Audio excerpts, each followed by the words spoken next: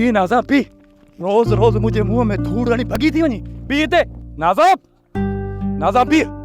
अज कोन छरींदो सां। बस रांझण बस मुखा वधीक भजण न थो थे। बस बस हाणे बस मां थकजी पई आहियां बस। हाँ थकजी पई तो मुझे मुंह में मिट्टी आई है मां तोखे छॾे ॾियां? ना रांझण ना, मुझे ॻाल्हि ॿुध। मुझे मुंह ते न मिट्टी न हणजाए। जेकॾहिं मुझे मुंह ते मिट्टी लगी वई तो पोइ पाणी किथां आणी अथसि जो मां मुंहुं धोईंदसि? ॾाढी सियाणी आहे। पंहिंजे मुंहं जी परवाह अथई। हाणे तूं मूंखे ॿुधाए त मां पाणी किथां आणींदुसि, पंहिंजो मुंहुं किथां धोईंदुसि? ॿुधाए। तूं वे मां तुंहिंजो मुंहुं साफ़ थी कयां।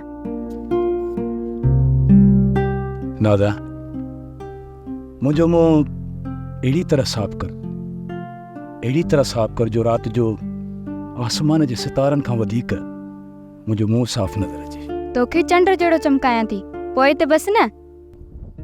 है किथे चंड ऐं किथे मां। ख़ैर आहे, थोरा दाग त चंड में बि आहिनि। जेकॾहिं तुंहिंजे चेहरे ते रहिजी विया त पोइ ख़ैर आहे। नाज़ा मुंहिंजे चेहरे तां मिट्टी तूं साफ़ कर ऐं मुंहिंजे चेहरे ते को बि दाग कोन्हे को। साफ़ कर। कोन रहंदो तुंहिंजे मुंहुं ते मिट्टी जो ज़रो बि न रहंदो। बस तूं पंहिंजूं अखियूं बंदि कर।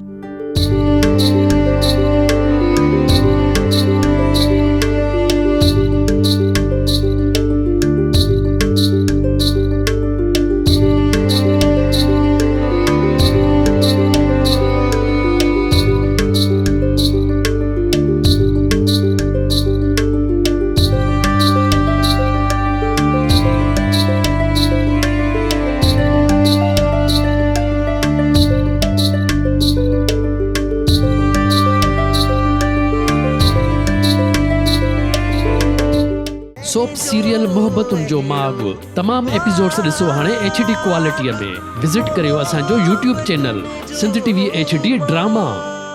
सब्सक्राइब कयो असांजो official YouTube channel Sindh TV HD drama ऐं वधीक अपडेट लाइ बेल आइकन खे क्लिक करियो।